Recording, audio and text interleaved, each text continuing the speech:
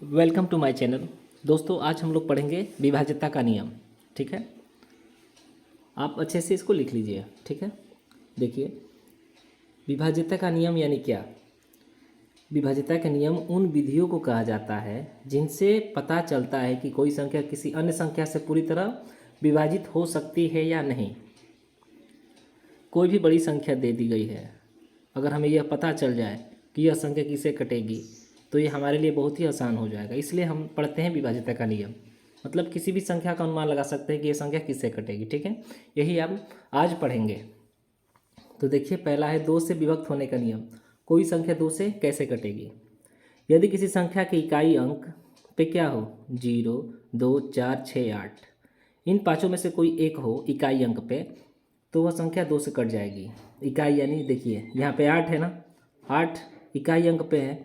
जब भी हम इसको कटाएंगे तो ये 2 से पूरी कट जाएगी। देखिए फिर इकाई अंक पे 0 है, यहाँ ये इकाई अंक पे 3 है तो ये 2 से नहीं कटेगी। इकाई अंक पे यहाँ 4 है तो ये 2 से कट जाएगी। ठीक है, आगे देखिए 4 से विभक्त होने का नियम। यदि किसी संख्या के इकाई और दहाई से बनी संख्या 4 से पूर्णतया विभक्त हो तो वह संख्या 4 से कटेगी। इकाई और दहाई से बनी संख्या यानी देखिए 4 और 6, अब 2 संख्या बन गई ना ये। अगर यह 4 से कट जा रही है तो 4 से कटेगी ही 16 बार में, 16 चौके 64, तो यह संख्या पूरी 4 से कट जाएगी। फिर देखिए दहाई और इकाई से बनी संख्या 2 है ना यहाँ पे, यानी 2 बन रही है तो यानी 16 है यहाँ पे, तो यह 4 से कट जाएगी, 4 चौके 16, तो ये पूरी संख्या भी 4 से कट जाएगी। अगर आपको यह नियम पता नहीं होता तो आप नहीं बताते कि यह संख्या किससे कटेगी। ठीक है, अब देखिए यहाँ पे इकाई और दहाई से बनी संख्या 32 है तो 32 4 से कटेगी। जब 32 कट जा रहा है तो ये पूरी संख्या भी 4 से कट जाएगी। ठीक है, समझ में आ रहे होंगे आपको। यहाँ देखिए 8 से विभक्त होने का नियम। यदि किसी संख्या का सैकड़ा, दहाई और इकाई से बनी संख्या 8 से पूर्णतया विभक्त हो तो वह संख्या 8 से कटेगी। जैसे 4 में क्या था, दहाई और इकाई से बनी संख्या थी ना, लेकिन इसमें सैकड़ा, दहाई, इकाई 3 से बनी संख्या हो तो 416। अगर ये 8 से कट रहा है ना 416 तो यह पूरी संख्या भी 8 से कटेगी। तो आप कटा के देख सकते हैं। जैसे 4 1 6 दिया है ना तो 8 5 40, 1 बचा, फिर 6 8 दूनी का 16, यानी कट जा रहा है तो यह भी पूरी 8 से कट जाएगी। उसी प्रकार इसको भी आप देख लीजिएगा। 8 चौके 32, 2 बच रहा है 4, 8 3 के 24, यानी 43 बार में कट जा रहा है, तो यानी ये पूरी संख्या भी कट जाएगी। ठीक है, आगे अब देखिए 3 से विभक्त होने का नियम। यदि दी गई संख्या के सभी अंकों का योग 3 से पूरी तरह विभक्त हो जाए तो वह संख्या 3 से कटेगी। जैसे मान लीजिए यहाँ पे संख्या दिया है 9312, आपको पता करना है कि ये 3 से कटेगी या नहीं। तो क्या करेंगे, ये जो 4 अंक दिए हैं ना इसमें 9 3 1 2, इसको जोड़ेंगे पहले। तो जोड़िए 9 3 12 1 13 2 15, यानी 3 के पहाड़े में 15 आता है ना, तो 15 कट जा रहा है तो यह पूरी संख्या भी 3 से कट जाएगी। उसी प्रकार इसको भी जोड़ के चेक कर लीजिएगा। 9 8 17 1 18 आ रहा है, यह भी 3 से कटेगा। 8 5 13 2 15, यह भी 3 से कटेगा। ठीक है, इसके बाद 7 7 14 21 1 22 2 24, ये भी 3 से कट जाएगा। ठीक है, आगे देखिए 9 से विभक्त होने का नियम। यदि दी गई संख्या के सभी अंकों का योग 9 से पूरी तरह विभक्त हो तो वह संख्या 9 से कटेगी। जैसे यहाँ पे संख्या दी गई है, इसको ऐड करेंगे 9 8 17 1 18, यानी यह 9 से कट जाएगी। जैसे 549 है, इसको आप जोड़िए 5 4 9 9 18, यानी यह भी 9 से कट जाएगी।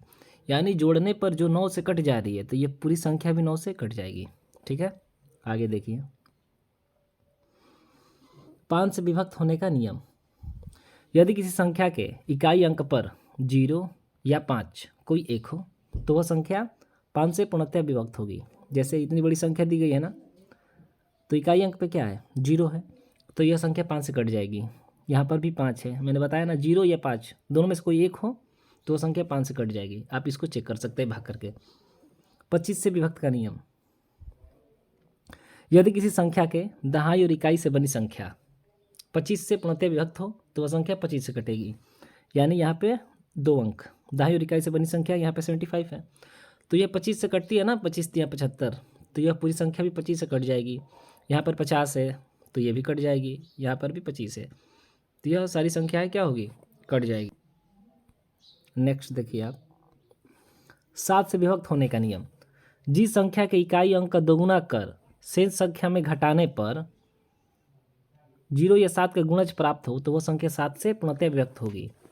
देखिए, जिस संख्या के इकाई अंक का दोगुना करने पर, जैसे मैं यहाँ पे संख्या ले रहा हूँ 84, तो इसमें इकाई अंक का दोगुना करने पर इसका दोगुना क्या होगा, 8 होगा ना। अब बची हुई संख्या यहाँ पे 8 है, अब 8 में से आप 8 घटाओगे तो कितना होगा, 0। तो देखिए, जिस संख्या की इकाई अंक का दोगुना कर शेष संख्या में घटाने पर 0 या 7 प्राप्त हो, तो हमें 0 प्राप्त हो गया है, तो यह संख्या 7 से पूर्णतः क्या होगी, विभक्त होगी। ठीक है, उम्मीद करता हूँ कि आप समझ रहे होंगे। जैसे आप दूसरा एग्जाम्पल देखिए, यहाँ पे दिया है 1351। जिस संख्या के इकाई अंक का दोगुना कर, इसका दोगुना क्या हो जाएगा, 2 हो जाएगा। ठीक है, तो 135 में से 2 घटाएंगे तो कितना होगा, 133 होगा। ठीक है, अब देखिए, अब 7 से चेक करेंगे कट रहा है कि नहीं।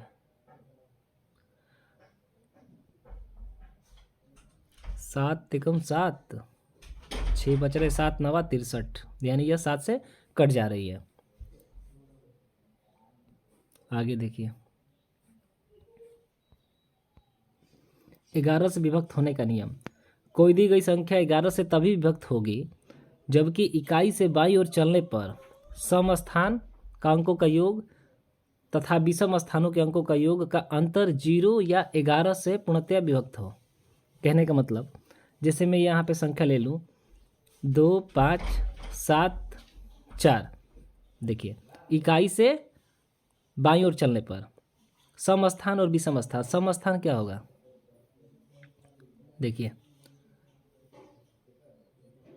सम स्थान 2 2 4, ये सम स्थान हो गया ना, और विषम स्थान क्या हो गया आपका, ये 4 और 5। अब इन दोनों को सम स्थान का पहले योग कीजिए। सम स्थान कौन कौन से हैं, 7 है और 2 है, 7 और 2, 7 प्लस 2 बराबर 9। फिर ये विषम स्थान क्या हो जाएगा, 4 और 5 9। अब 9 में से 9 को माइनस करेंगे तो कितना होगा, 0। तो इसमें बताया गया है कि सम स्थान और विषम स्थान का अंतर 0 या 11 हो तो वह संख्या किससे कट जाएगी, 11 से कट जाएगी। ठीक है, इसको आप लिख लीजिए। नेक्स्ट, 13 से विभक्त होने का नियम।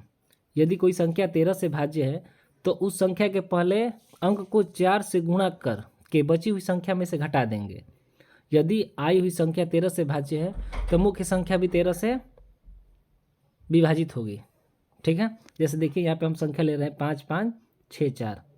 देखिए क्या कह रहा है, यदि कोई संख्या 13 से भाज्य है तो उस संख्या के पहले अंक को 4 से गुणा कर, पहले अंक को 4 से गुणा कर, गुणा करेंगे तो क्या होगा, 4 चौके 16, घटाएंगे नहीं, यहाँ पे हम जोड़ देंगे। ठीक है, जोड़ना है हमको, तो 4 चौके 16 हो गया ना, तो शेष संख्या बची हमें 5 5 6, इसमें 16 जोड़ देंगे। 16 जोड़ेंगे तो क्या बचेगा, 6 6 12, 5 1 6 1 7 और यहाँ पे 5, 572 आ गया ना। एक संख्या मिल गई, फिर इसके मतलब इसको आगे और कर सकते हैं, जैसे 5 7 2 हो गया ना, तो इसमें क्या है ना, इकाई अंक में 4 से गुणा कर देंगे, तो 4 से गुणा कर दीजिए, 8 हो गया। अब बची हुई संख्या 57 बच गई, तो 57 में 8 जोड़ देंगे, 8 जोड़ेंगे तो कितना होगा, 57 3 60 और 5 65। अब देखिए ये 65 13 से विभाज्य है, तो 13 5 65, तो यह पूरी संख्या भी किससे विभाज्य है, 13 से विभाज्य है। ठीक है, उम्मीद करता हूँ कि आप समझ गए होंगे। फिर मिलते हैं हम आपको अगले वीडियो में। धन्यवाद।